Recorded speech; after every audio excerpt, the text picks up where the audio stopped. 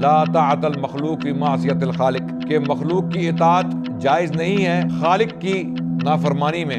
Air condition گاڑی آپ سے لے لی جائے، پرفیومز لے لی جائیں، آپ کے ڈیزائنر کپڑے لے لی جائیں اور آپ کو گھر سے باہر پھینک دی جائے، اب جاؤ بچوں مزدوری کر کے کھانا کھاؤ، تمہیں پتہ چلے گا ان پریویلیجز کا، کیوں کہ وہ مسلمان ہو گیا۔ تو اسلام کی تبلیغ کے لیے ان لوگوں کو چنیے جو بہترین لوگ ہوں، خوبصورت لوگ ہوں، اور ان کی زبان نرم ہو، ان میں اچھی کوالٹیز ہوں۔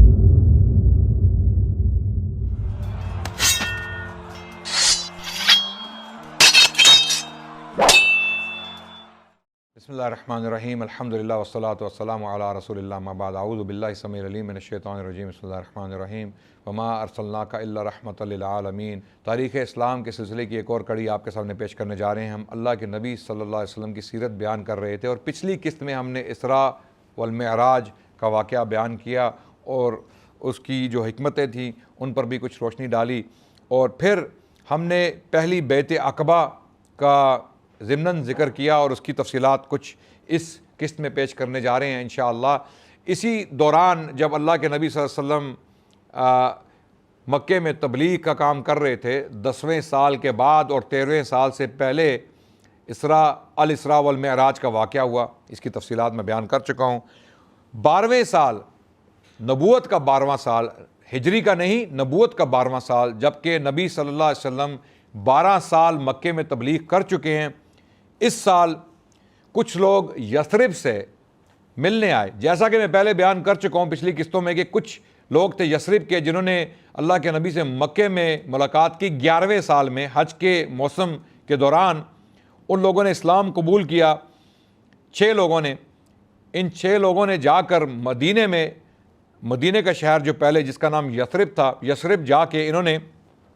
کچھ اور لوگوں کو اسلام کے بارے میں بتایا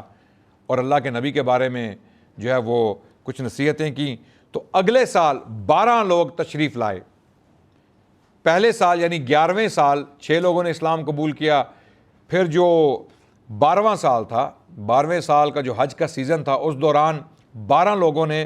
اللہ کے نبی صلی اللہ علیہ وسلم کے ہاتھ پر بیعت کی، اور ان لوگوں میں کچھ جلیل القدر صحابی بھی شامل تھے جو بعد میں بہت بڑے صحابی بنے، ان کا کردار بہت اہم ہے اسلام کی ہسٹری میں، اسلام کی تاریخ میں۔ ان میں حضرت جابر بن عبداللہ بھی شامل تھے جو بہت اہم صحابی تھے، جنہوں نے بہت ساری حدیثیں اللہ کے نبی سے بیان کی، اور کچھ اور لوگ بھی تھے جنہوں نے اسلام قبول کیا۔ ان میں معاذ بن الحارث، ذکوان بن عبد القیس، عبادہ بن صامت، بہت مشہور صحابی، بہت اہم صحابی تھے جنہوں نے کچھ حدیثیں اللہ کے نبی سے بیان کی، بڑی اہم حدیثیں۔ یزید بن ثعلبہ، عباس بن عبادہ، ابو الہیثم بن تیہان، ہویم بن ساعدہ، یہ صحابی جو ہیں انہوں نے اسلام قبول کیا، اور ان کی اکثریت جو ہے وہ قبیلہ خزرج سے تھی، اور صرف 2 شخص قبیلہ اوس سے تعلق رکھتے تھے۔ ان لوگوں نے مینا کے پاس ایک گھاٹی تھی جس کو عقبہ کہا جاتا تھا، وہاں پر اللہ کے نبی صلی اللہ علیہ وسلم کے ہاتھ پر بیعت کی۔ یقیناً یہ سارا واقعہ سیکریسی میں ہو رہا تھا، پرائیویٹلی ہو رہا تھا، کیونکہ اللہ کے نبی صلی اللہ علیہ وسلم کو معلوم تھا کہ مکے کے لوگ، اگر انہیں پتہ چلا، قریشیوں کو جو کفار قریش ہیں، اگر ان کو پتہ چل گیا کہ یہ واقعہ ہو رہا ہے یا کچھ لوگ اسلام قبول کر رہے ہیں جو یثرب سے آئے ہیں، تو وہ اس میں رخ نہ ڈالیں گے، اس کو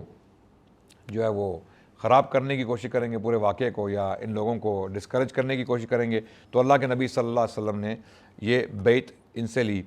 اب وہ بیعت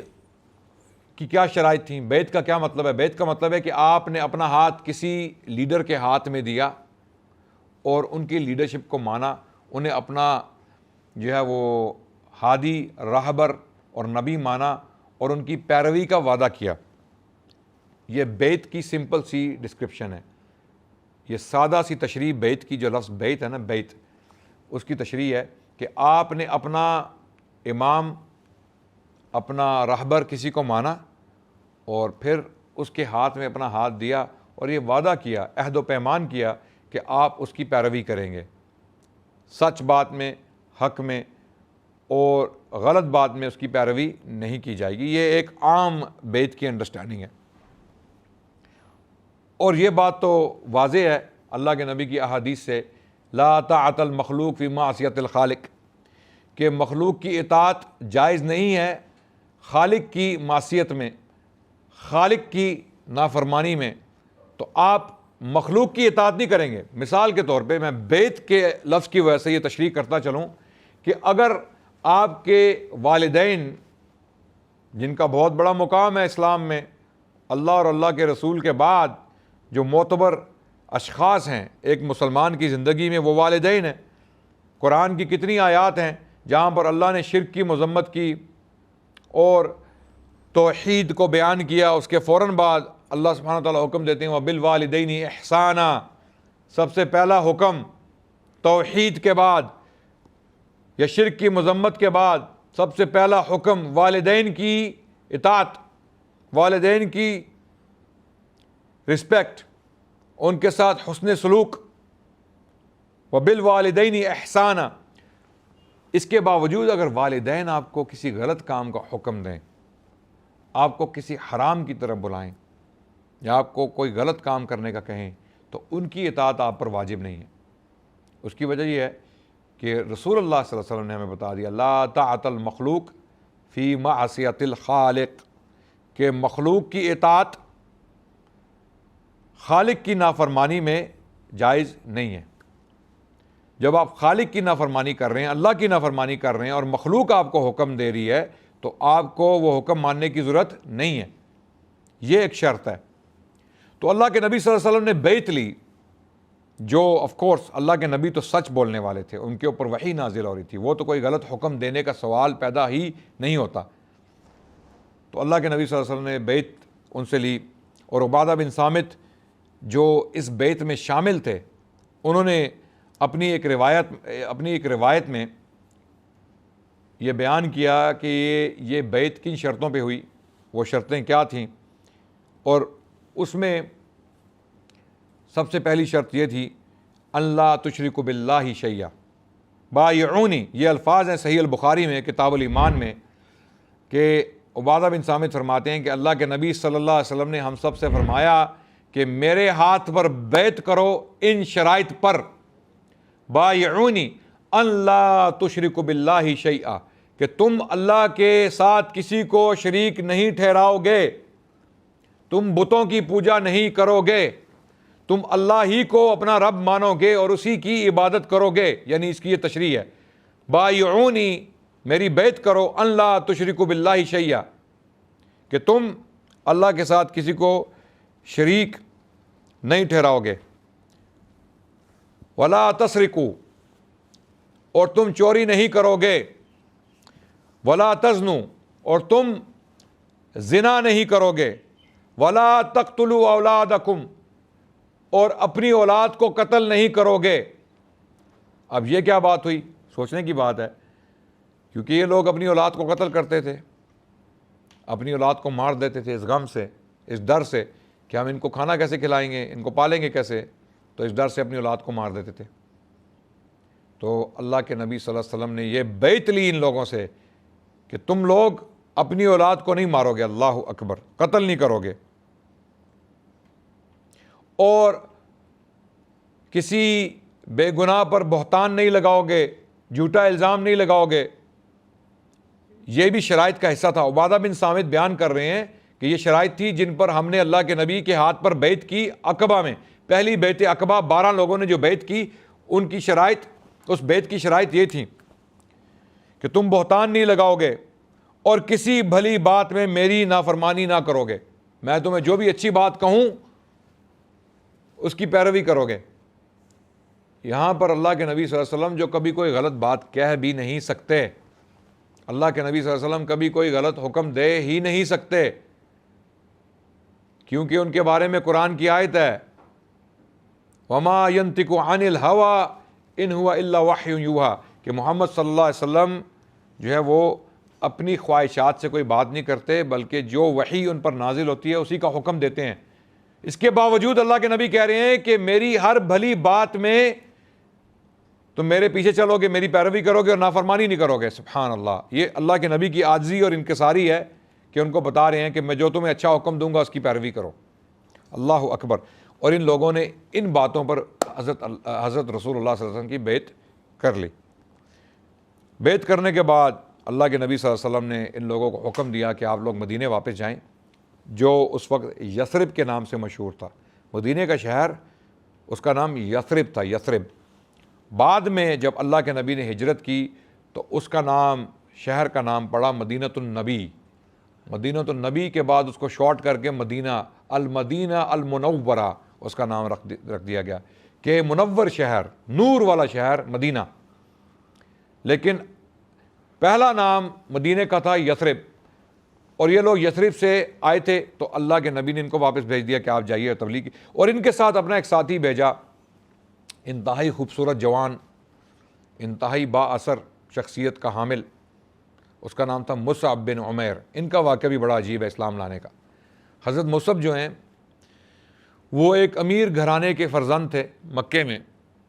اور یہ ایمان لے آئے، اسلام قبول کر لیا، اللہ کے نبی صلی اللہ علیہ وسلم کی تبلیغ پر لبیک کہی۔ ان کی والدہ ان سے بہت نالاں ہوئیں، بہت ناراض ہوئیں، اور انہوں نے ان کو ایموشنل ٹارچر شروع کر دیا، ان کو ایموشنلی بلیک میل کرنا شروع کر دیا، اپنی ممتا کا حق جو ہے وہ جتایا، اور کہا کہ اگر آپ اسلام نہیں چھوڑیں گے تو میں کھانا کھانا چھوڑ دوں گی، یعنی میں بھوک ہڑتال کر دوں گی۔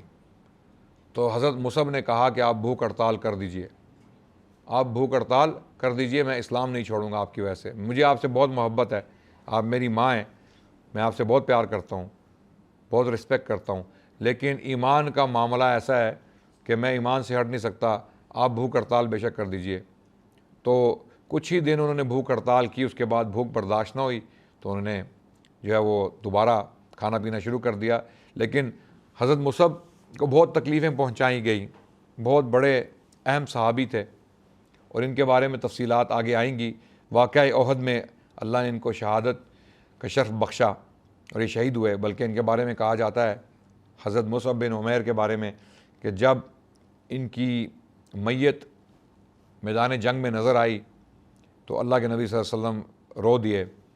کیونکہ جب ان کے سر کو ڈھانپا جاتا تھا چادر سے تو ان کے پاؤں ننگے ہو جاتے تھے، اور جب پاؤں کو ڈھانپا جاتا تو ان کے سر سے کپڑا ہٹ جاتا، تو غالباً جو حصہ ان کا عیاں تھا تو اس پر گھاس پھوس رکھ کے ان کو دفنایا گیا۔ یعنی اس حالت میں اصحاب الرسول نے ہمارے لیے قربانیاں دیں کہ ہم مسلمان ہوں اور ہم ایمان کا فائدہ اٹھائیں۔ تو مصعب بن عمیر کو کیوں چنا؟ اللہ کے نبی صلی اللہ علیہ وسلم نے جن لوگوں کو دعوت کے لیے چنا وہ بہترین لوگ تھے، بلکہ مصعب کی شخصیت اتنی با اثر تھی کہ جب بھی وہ مکے کی کسی گلی سے گزرتے تو لوگوں کو پتہ چل جاتا کہ یہاں سے مصعب گزرے ہیں۔ ان کے عطر کی وجہ سے خوشبو لگاتے تھے، بہت مہنگے مہنگے عطر استعمال کرتے تھے، بہت لگزوریس لائف تھی ان کی، بڑے ایک شہزادہ ٹائپ آدمی تھے، بڑے خاندان کے فرزند تھے، اور ان سے وہ تمام پریویلیجز لے لی گئیں جب انہوں نے اسلام قبول کیا، اور شدید غربت کی حالت میں انہوں نے زندگی بسر کرنا شروع کر دی اسلام کی وجہ سے۔ ان کی فیملی نے ان کا بائیکاٹ کر دیا مکے میں، ان سے یہ سارے پرفیومز، عطر، کپڑے، ان کی جو لگژریز تھیں۔ آج کے دور میں آپ کہہ لیں کہ ایک بچہ جو امیر خاندان کا بچہ ہوتا ہے اس کو گاڑی ملی ہوتی ہے، اس کی وارڈروب جو ہے وہ بہت امپریسو ہوتی ہے، اس میں سارے ڈیزائنر کپڑے ہوتے ہیں، اس کے جو ٹرینرز ہوتے ہیں نائک کے ٹرینرز 10 جوڑے پڑے ہوں گے، اچھی گھڑیاں ہوں گی اس کے وارڈروب میں، اس کے پرفیومز کی کلیکشن جو ہوگی وہ آپ آج کے دور میں جو بھی آپ کے مشہور پرفیومز ہیں، میں نام نہیں لینا چاہتا آپ کو پتہ ہی ہے، ٹھیک ہے، وہ پڑے ہوں گے۔ تو یہ ساری چیزیں ایک دم آپ سے ایک جھٹکے میں لے لی جائیں، ایئر کنڈیشن گاڑی آپ سے لے لی جائے، پرفیومز لے لی جائیں، آپ کے ڈیزائنر کپڑے لے لی جائیں، اور آپ کو گھر سے باہر پھینک دیا جائے، اب جاؤ بچوں مزدوری کر کے کھانا کھاؤ، تمہیں پتہ چلے گا ان پریویلیجز کا، کیوں کہ وہ مسلمان ہو گیا۔ یہ مصعب بن عمیر کے ساتھ ہوا، اور پھر بعد میں جو ان کی شہادت ہوئی غربت کی حالت میں، قسم پرسی کی حالت میں، یہ قربانیاں دی ہیں اسلام کے لیے لوگوں نے۔ جس دین کے ساتھ ہم مذاق کرتے ہیں، جس دین کو ہم سنجیدگی سے پڑھتے بھی نہیں ہیں نہ سنتے ہیں، یہ قربانیاں دی ہیں اس قسم کے لوگوں نے اسلام کی نشر و اشاعت کی ہے، اور یہی مصعب بن عمیر ہیں جن کو اللہ نے اپنا سفیر بنا کے مدینے بھیجا ان 12 لوگوں کے ساتھ، اور ایک شخص نے پورے شہر کو مسلمان کر دیا۔ اس شخص کی شخصیت میں اتنا اثر تھا، اتنا اخلاص تھا، یہ اتنا خوبصورت انسان تھا اور اللہ کے نبی نے صحیح بندہ چنا۔ اب یہ بھی ایک سبق ہمیں ملتا ہے کہ جب آپ کبھی کوئی کام کرنے کے لیے کسی کو بھیجیں اپنا ایمبیسڈر بنا کے، تو صحیح بندے کا چناؤ کیجیے۔ جب آپ کسی کی بیٹی کا رشتہ مانگنے جائیں گے تو اپنے بیٹے کو آپ گندے کپڑے پہنا کے،